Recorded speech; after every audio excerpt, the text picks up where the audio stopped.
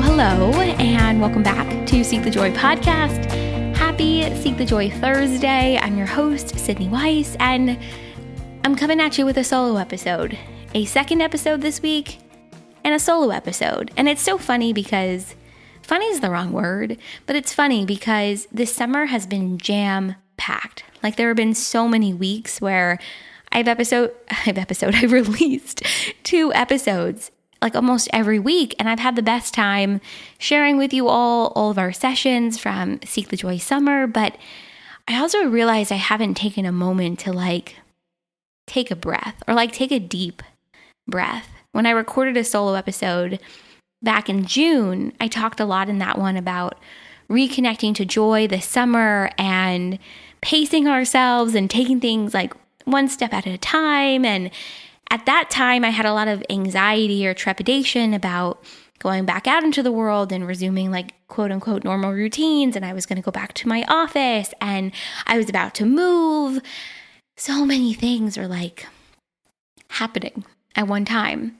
So I went back to the office only to go back home because of the Delta variant. And I moved into a new space, and I'm pretty much all settled into this new space, except this podcast corner I was creating is not quite done yet because I can't figure out what I want to put on the walls. I'm curious, when you move, when you have moved either apartments or homes or whatever, I feel like wall art is the last thing to happen. And for me, especially in this corner where I'm currently recording this podcast, I cannot figure out what I want to put behind me. So I've recorded so far 1 episode in this new corner, in this new space. It will air in September. Well, all the episodes that will air in September will be pretty much from this new space. And there's nothing behind me. It's a white wall. I don't know what I'm doing with it yet, but I'll figure it out. But moving has been interesting. Moving into a new space, creating new routines, jumping back into old routines and ways of thinking. It's really illuminated so much for me. And I don't know where I'm going with this. I've been thinking about so much lately, especially with the passing of my grandma, which I shared with you a little bit in the intro for Tuesday's episode. And between the passing of my grandma, we're coming up at the 1-year anniversary of my grandpa's passing, moving into a new space. So much at my job has shifted in such a really awesome, exciting way. I've been really thinking about how often do I actually allow myself a moment to take a deep breath, or just a breath. Just take one breath. And the more I was thinking about that, the more I kept thinking about how often do we allow ourselves to be present in the moment. So hear me out. I know it sounds abstract and a lot, but hear me out for a second. I am somebody, when very stressed, when there's a lot going on, I seem to add more to my plate. Oh, we already have a jam-packed schedule. No worries. I can take on that one more thing, or I can make that one more commitment, or I can spread myself even thinner. And it's not that I'm avoiding my feelings. It's not that I'm avoiding the moment, but I find that I process so much of my emotions and experiences through movement, through moving my mind, through moving my body, because when I sit still is when I'm the most uncomfortable. And so maybe it's actually in those moments of sitting still, when I'm feeling that level of discomfort, that I'm actually supposed to be paying the most attention, and where I'm actually supposed to be really allowing myself to experience and express what it is that I'm feeling in those moments of discomfort. But I'm finding that when we allow ourselves to actually be present with ourselves in those moments of solitude or quiet, or when it's just damn uncomfortable, when you're doing that, you actually allow yourself to meet yourself in a way that you haven't done before. And so with my grandma's passing almost 3 weeks ago, 2.5 weeks ago, I've had a lot of moments where I've had to sit with myself in very uncomfortable ways. When someone passes, and I'm sure you've all had moments of grief and loss in your life, but when somebody in your life who's important to you passes, you kind of do an inventory of all of your interactions, all of your conversations, all the highs, all the lows, all the in-betweens. And it sort of You're no longer present in the moment of what you're experiencing because you're thinking about the past. You're thinking about coulda, woulda, shoulda, all the things. And so I keep having to bring myself back to this present moment where it's actually the most uncomfortable. And so I find that in the last 2.5 weeks, I've been meeting a new version of myself. I've been meeting myself in a new way. And in doing so, I've found that there's a lot of appreciation for me. And this sounds weird, but hear me out for a moment. The more I've allowed myself to sit with my uncomfortable feelings, sit with my sadness, sit with my grief, I've been finding there's more gratitude, there's less self-judgment, there's more appreciation, because the more I think about the coulda, woulda, shoulda, or, the loss of the memories, but the memories remain, the more I sit in that space, the more I judge myself.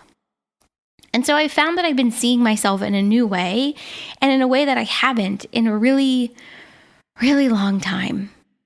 And the last 2.5 weeks, let alone the last year, let alone the last year and a half, I've just been reminded time and time again that if we can see ourselves first, if we can, and Vasavi Kumar talked about this last week on the podcast, and we'll talk about this in a couple episodes in September, if we allow ourselves to see ourselves first and recognize, okay, we're not perfect. Okay, things can change, things have changed, things will improve. I'm learning, I'm growing. It kind of takes the edge off. This acknowledgement of self, of where you are and how far you've come, and knowing too where it is that you want to go, it kind of takes the edge off. And Kat and I talk about this in Tuesday's episode too. Part of processing our grief means that we have to exist in this present moment. We have to exist in the now. And so every time I find myself moving back to the past and thinking about things and how I wish things were different, or could have done this or should have done that,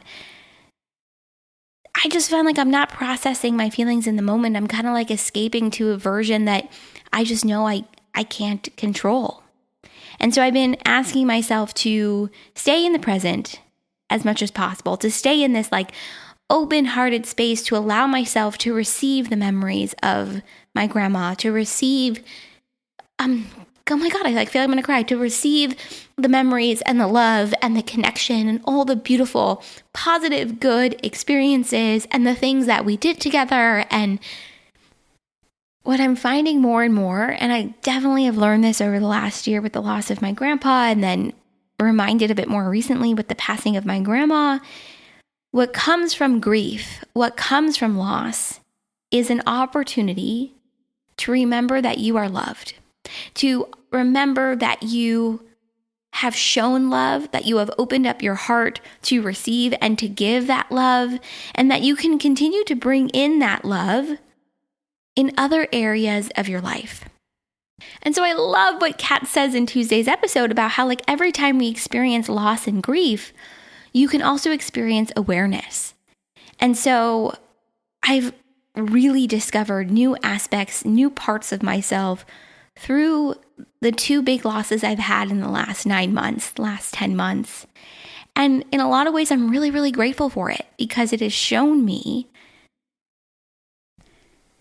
and I know this is going to sound corny, but I'm just giving you the real right now.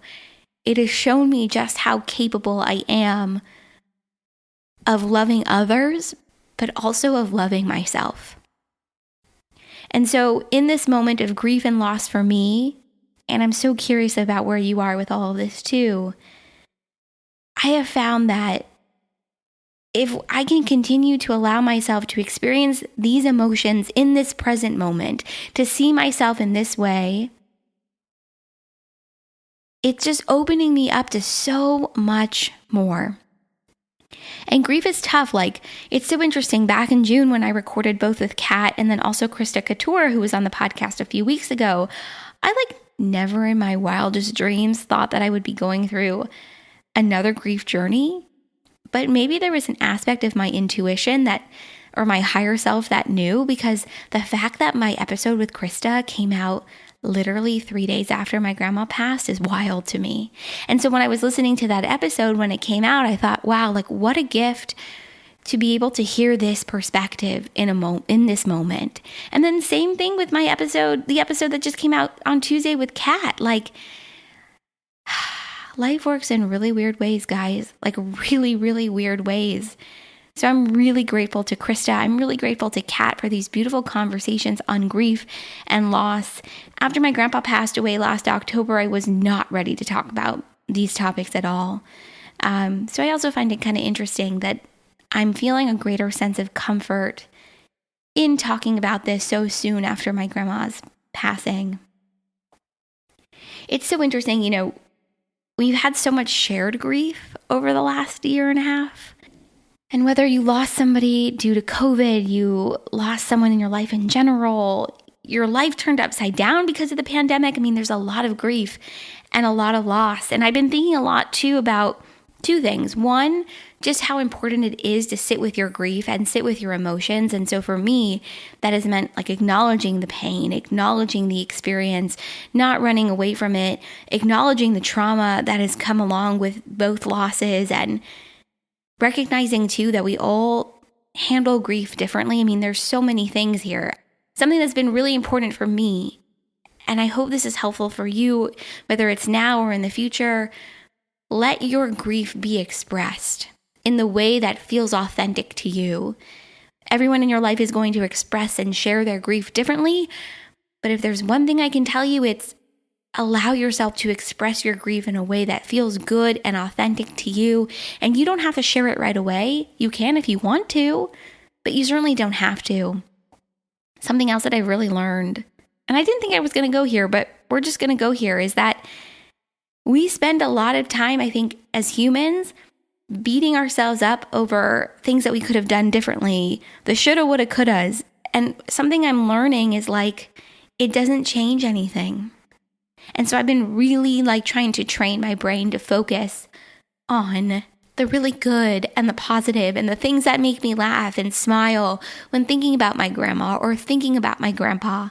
And I think too, I've been trying to find ways to honor my grandparents who have passed. I'm so lucky. I have one grandma who's left. She's 91. She is like my best friend, and I'm so grateful she's still here. But with my grandma and my grandpa who have passed, I keep trying to think about ways to honor them and honor their spirit, honor the love that we had for each other, the love that they had for their family. And that has been so healing for me, to think about how I can honor them and different things that I can do.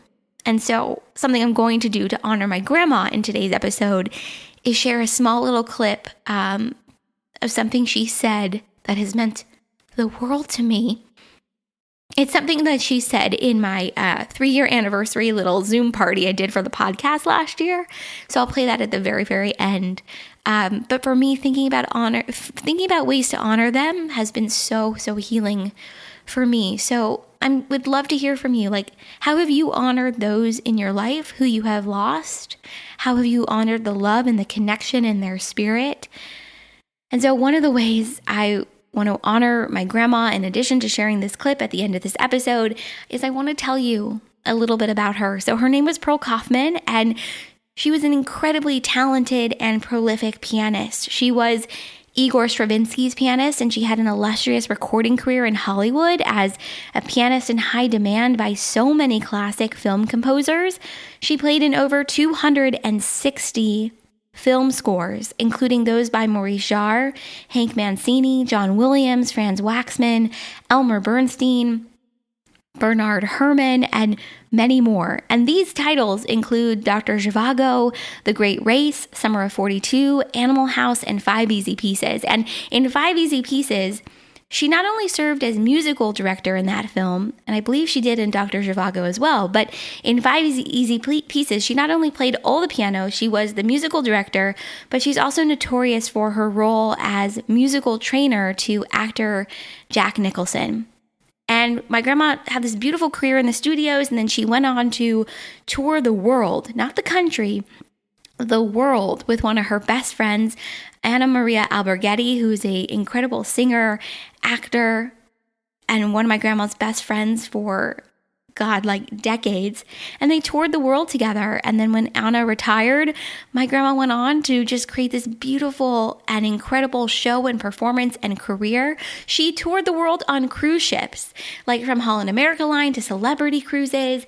And I have these really, really fun memories of being like 9, 10, maybe even 11 years old, going on cruises with her to like Mexico or Alaska. And I would sit in this ballroom on this cruise ship and watch her perform. My favorite part of her performance was when she would talk about Dr. Zhivago and Laura's theme and how that's how my mom got her name. And it's just such a good story. And I remember sitting there and I just could not believe that was my grandma on stage performing with this beautiful sparkly jacket. And she just looked I just remember thinking, God, she just looks so fancy. Like at 9 and 10 years old, this is like something you're thinking. And so when the last song would play, I would run out of the ballroom, go upstairs, and meet this woman who was at a table selling my grandma's CDs and tapes. And yes, I'm aging myself because this is a time where we had like cassette players still. And I would just encourage everyone to buy a CD and a tape. And everyone loved my grandma. Everyone who met her, I mean, the outpouring of love and support for her has been nothing short of breathtaking and incredible. But no one loved her more than her family, and she loved no one more than her family. She would be upset with me if I didn't also mention to you that she got both her bachelor's and master's from USC, fight on. One of the many reasons I'm really, really proud to have attended the University of Southern California. She graduated magna cum laude for her bachelor's, and then summa cum laude Phi Beta Kappa for her master's in like the 50s, where very few women attended college and also very few women received that kind of education. So we're really, really, really proud of her. And she was so proud to be a Trojan. She was so proud that 2 of her 5 grandkids went to USC. Beyond her professional accomplishments and career, and just unbelievable talent. I think it's really her love for her family that's going to be her lasting legacy and what I'm going to miss the most. She was this podcast's biggest fan. She listened to every single episode. She read Joy Corner. She loved stories of inspiring joy. I remember when I was picking the intro music and I sent her a bunch of samples, and she and I both landed on the one that you heard at the beginning of this episode. It was like upbeat and we liked it and it just felt happy and joyful. And so, wow. Okay, I literally completely forgot all about that until this very moment. I literally just unlocked a memory. That's pretty cool. Yeah, my Grandma Pearl has been part of this podcast since the very, very, very beginning. And thank you for letting me tell you a little bit about her. The outpouring of love and support for her has just been nothing short of absolutely incredible. And if you're curious to hear her talent and her music, you can type Pearl Kaufman into Spotify, YouTube, Apple Podcasts, but I'll also link it in the show notes. So wanted to tell you a little bit about my grandma because she was pretty incredible. Grief has a funny way of transforming us, but we can also transform our grief into something really powerful and something really meaningful. And I don't think you need to rush the transformation. The transformation happens when it's supposed to. But I have found that in the almost 1 year since my grandpa's passing, and he passed in October 2020, my grief has transformed into really interesting perspectives and emotions and desires and wants. And so it's been really, really fascinating. So I think keep that in mind too, that we can transform our grief, not right away, but over time. Because from grief, I think grief is like the opposite side. There are 2 sides of the coin when it comes to love. On the one hand is these really beautiful, positive, overwhelming emotions, love, compassion, honesty, empathy. And the other side of that coin is grief and loss, because grief and loss means that you loved, that you opened up your heart to that love. Oh, I don't know. I don't want this to be depressing or sad, but I really did just want to give a life update and kind of share my perspective on grief and loss, especially with 2 really beautiful, powerful episodes that came out this month, all about it. there's one last thing I want to share with you, and it's been a really interesting perspective that I've really held on to. You know, our loved ones, whether it's a family member, a friend, a pet, if they're no longer here in their physical form, I just keep remembering that their memories, the way that they loved, their kindness, their generosity, the way that they laughed, the way that they lit up a room, the joy that they brought us, that all stays with us. That all remains with us. It's those memories, the lessons, and the example that they set for others, for you. They're only really gone. The ones that we love are only really gone. And this idea I got from the book, The Beauty of What Remains by Rabbi Steve Leder, which, oh my God, I talk about all the time. But there's something that he says in that book about how really just our loved ones are only truly gone if we don't live as they did in their finest moments. And so I want to read you a quote from this book because, damn, it's so good. He says, "God bless them for the memories they left for us that make carrying them with joy possible. The wisdom and love they bequeathed us, the joy and comfort they brought to us as they carried us through life so that now we might carry them forever in our hearts, without bitterness, without crushing sadness. When someone has loved us well and long, we need not buckle beneath the weight of sorrow. Instead, we can carry them with us with gratitude, with completeness, and joy." This is on page 119 of The Beauty of What Remains. He goes on a couple pages later. I got to read this to you. It's so good. He says, "Was she kind? Then let us be kinder. Was he strong? Let us be stronger. Was she generous? Let us give more. Was he forgiving? Then let us forgive. Was she courageous? Let us find courage and not be afraid. Did he love laughter? Then let's lighten up. Did she reach out to help? Do we?" Now this part is amazing. "If death gives meaning and purpose to life, which of course it does, then the expression of that meaning is crystallized in a simple yet profound idea. We should live as good ancestors." I feel like I should just end the episode here because it is just what Rabbi Steve Leder says in that book is just so beautiful and profound. So I hope that you'll pick it up and check it out. So yes, of course, when someone passes, there's a physical emptiness, a missing piece.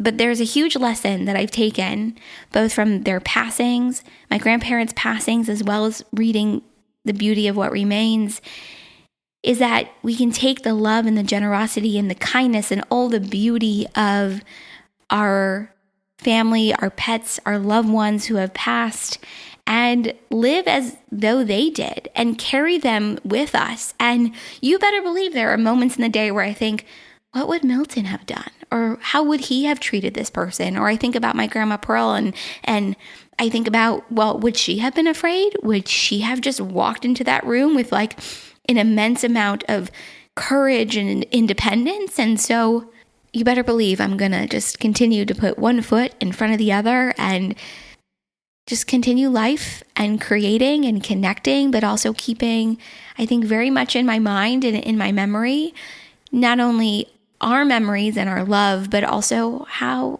they would have lived and how they would have loved and how they would have laughed and all the things in between. I think I shared this with you all already, but something I learned after my grandpa passed away last year is that I just really had this understanding that we are here to see the goodness and the kindness in others, and nobody is perfect. Everyone makes mistakes. You, me, all of us included. But if we can move past that and really see people for who they are, to see people for the light and the joy and the goodness and the love that I think we all carry within us, but also we're all seeking, the world would just be such a beautiful, beautiful, beautiful place. So I'm going to end this episode with just saying thank you for listening.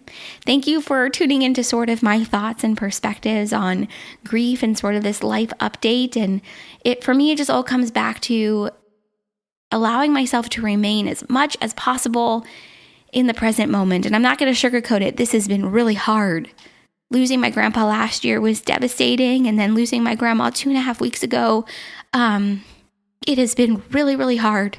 Really, really challenging. but that is life. I was on the phone with a coworker and I said, life. I mean, it's beautiful, but damn, there are some really hard moments. There's something my grandpa used to always say. He used to always say, life is beautiful, sweetheart. As always, thank you for listening. Thank you for letting me share and open up so vulnerably, which is not always easy for me, let alone anyone to do. So I want to end this episode by sharing with you first a clip of something my grandma said during our 3-year podcast anniversary Zoom I did last October, and then two voicemails she left me about the podcast. So as always, thank you for being here. Thank you for listening. And please share with me your thoughts and your reflections on grief. I think it's something that we have to continue to talk about. So thank you for being here. And Grandma Pearlie, I love you. I'll let you close us out. Well, that's why, Sydney, that's why I love the shows where you are really talking, because you just say what's on your mind at the moment, and it comes out really wonderfully. I'm so proud of you. Sydney, I just have to tell you, I just finished the podcast.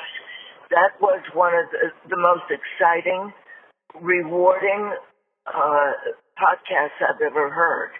And I learned so much, and I look at life, what I'm eating differently, and oh my God, I just loved listening. I'm going to listen to it again.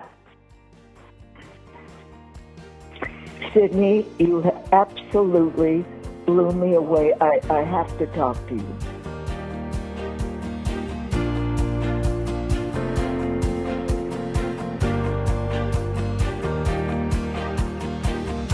Seek the Joy podcast is a production of Seek the Joy Media and created, produced, and hosted by me, Sydney Weiss.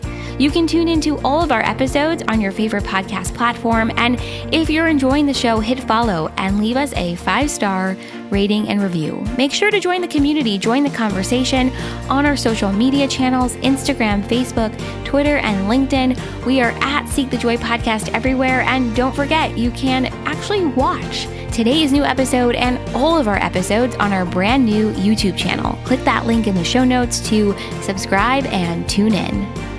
As always, thank you for being here. Thank you for listening. And I'll see you right back here next week for another Seek the Joy Tuesday.